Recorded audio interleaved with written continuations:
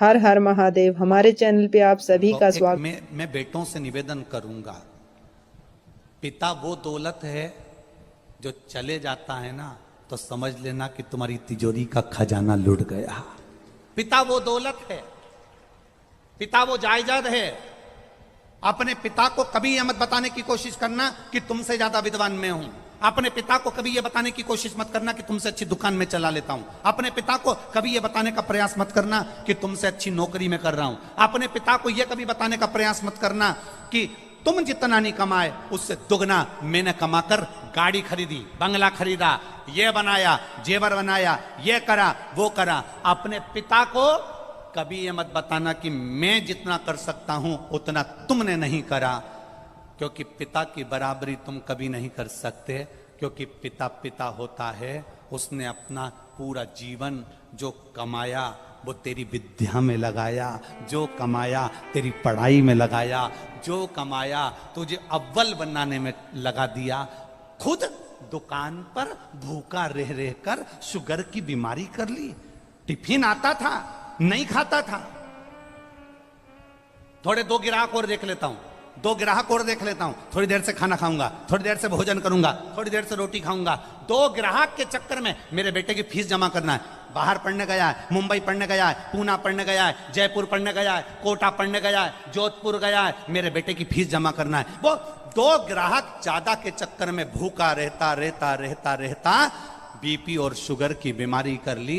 उस पिता की होड़ मत करना जिसने अपने शरीर का एक एक रक्त केवल तेरी जिंदगी बनाने में लगा दिया। उस पिता के ऊपर तो तुझे गौरव उत्पन्न होना चाहिए।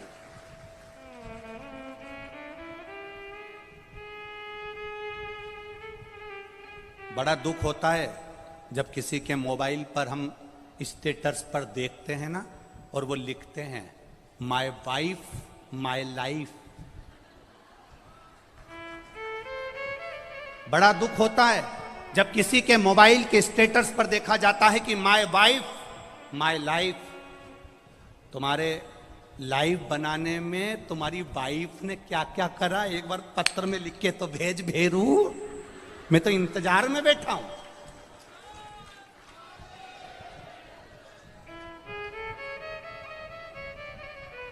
वाइफ तुम्हारी लाइफ नहीं बनाएगी, वाइफ तुम्हारे बच्चों की लाइफ बनाएगी, ये निश्चित है। वाइफ, हां, वाइफ किस जगह पर खड़ी होती है? वाइफ लाइफ कब होती है?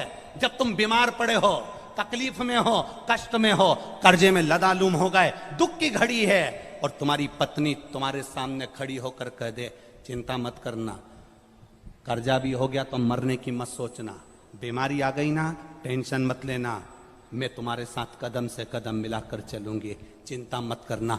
तब लिखना माय वाइफ माय लाइफ है। ये मुझे ज्ञान दे रही है, ये मुझे समझा रही है, ये मुझे ज्ञान का स्मरण करा रही है। और नहीं तो अपने मोबाइल पर लिखना चाहिए my father my mother my life. मेरा पिता और मेरी मां ही मेरी लाइफ है जिसने मेरी जिंदगी बनाई है।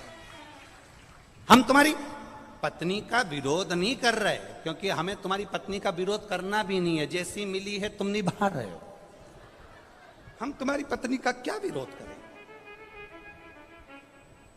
हमारा इतना सा कहना है तुम्हारी पत्नी तुम्हारी दुख की घड़ी में सामने खड़ी हो, तुम्हारी पत्नी तुम्हारे दुख के समय पर तुम्हारे सामने खड़े होकर कह रही हो चिंता मत करो, कोई बात नहीं, पैसा नहीं है ना, अब की बार साड़ी नहीं लेंगे करवा चौथ पर, मेरे पास बहुत पड़ी है, जेवर पड़ा है, तुम चिंता मत करना। अगर दुख की घड़ी आ भी गई पूरा जेवर उठाकर दे दूंगी, तुम्हें कर्जे से मुक्त कर दूंगी, तुम चिंता मत करना, तुम चिंता मत करना। एक बात याद रखना, जब हमारे घर में दुख आता है तब हमारे घर का सोना बैंक में जाता है या दुकान पर जाता है? काय के लिए? गिरवे रखने के लिए या बिकने के लिए? बोलो सही है कि गलत है? ब्रो एक और कर, रख और कर। ये तू जा रहे खुद की सुनने वाले इन्वेस्टर्स के लिए। अब जब ना तुम चिंता मत करना। एक बात याद रखना, जब हमारे घर में दुख आता है तब हमारे घर का सोना बैंक में जाता है या दुकान पर जाता है? काय के लिए? गिरवे रखने के लिए या बिकने के लिए? बोलो सही है कि गलत है? जब दुख आता है तब घर का सोना दुकान पर जाता है, जब दुख आता है घर का सोना सुनार की दुकान पर जाता है। सुनार का पूछता है तुम तो हमारे परिचित हो, ऐसा क्या तकलीफ आ गई जो इतना सारा भाभी का पूरा जेवर लिया है, तुम्हारी मम्मी का पूरा जेवर लिया है, क्या हो गया ऐसा? कहा साहब बहुत कर्जे में हूं, बहुत दुख में हूं, इसलिए घर का सोना जो तिजोरी में रखा होता था, अलमारी में पड़ा होता था, उसको मैं दुकान पर लेकर आया हूं। दुख की घड़ी में घर का सोना सुनार की दुकान पर जाता है, सुनार पैसे देता है, तब हमारा कर्जा चूक जाता है। जब दुख की घड़ी में घर का सोना सुनार के पास जाए तो समझ लेना कि दुख की घड़ी में अगर तिजोरी में रखा सोना दुकान तक जा रहा है तो दुख की घड़ी में हमें महादेव के दरवाजे तक जाना है, तो सोना दुकान पर नहीं जाएगा, अपने आप सब काम हो जाएगा। हम दुख की घड़ी में अपनी चैन, अपनी अंगूठी, अपनी मोबाइल, अपना पर्स गिरवे रखी आते हैं, पर हम दुख की घड़ी में महादेव के पास नहीं जाते हैं। बोलो सही है कि गलत है?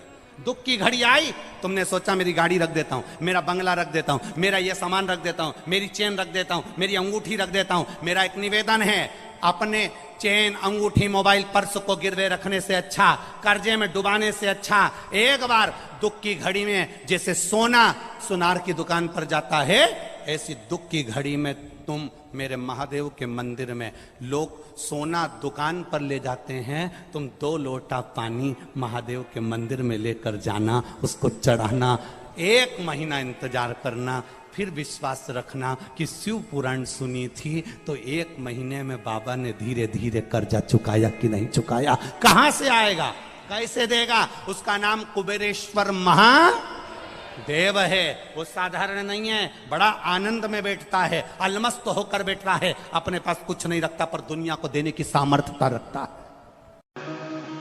महाराज सब में रहो, सब में रहो, पर एक अपनी जिह्वा, एक अपनी नेत्र, श्रवण, कुछ इंद्रियां ऐसी हैं जिसको भगवान को समर्पित कर कर रहना।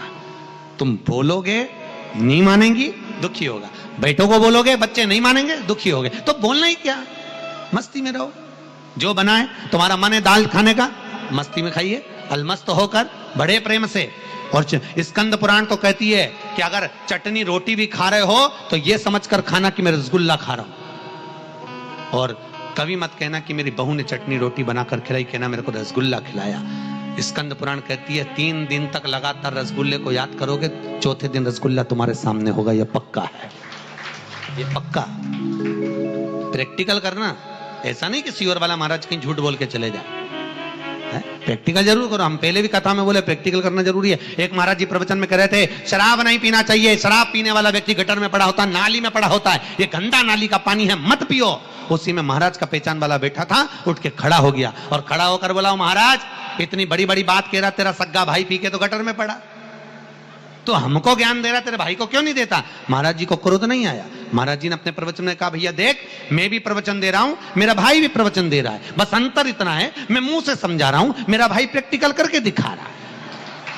बात तुझे समझना, समझ तुझ में होना चाहिए, तू क्या समझे? या तो मुंह से समझ जा।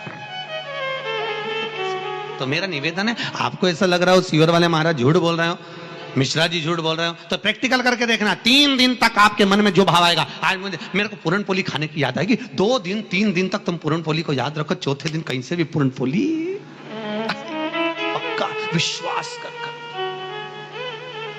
भरोसा, तुम याद करो। और कई बार आपके साथ हुआ होगा, ऐसा कोई नहीं जिसके साथ नहीं हुआ। तुम याद करती कई बार कि मेरे को ऐसा करना, और वो चीज सामने हो जाती। तुमने याद करा, 2 दिन 3 दिन तुम्हारे बस किसी किसी से मिलने की भी लगता होती ना कि मुझे इससे मिलना है, मेरे को उसको फोन पे बात करना, और तुम नहीं भी फोन लगाओगी तो उसका उपत के फोन आ जाएगा पक्का, क्योंकि ये दिल का कनेक्शन है, दिल का। पहले तो मोबाइल नहीं चलते थे, जी चलते थे क्या?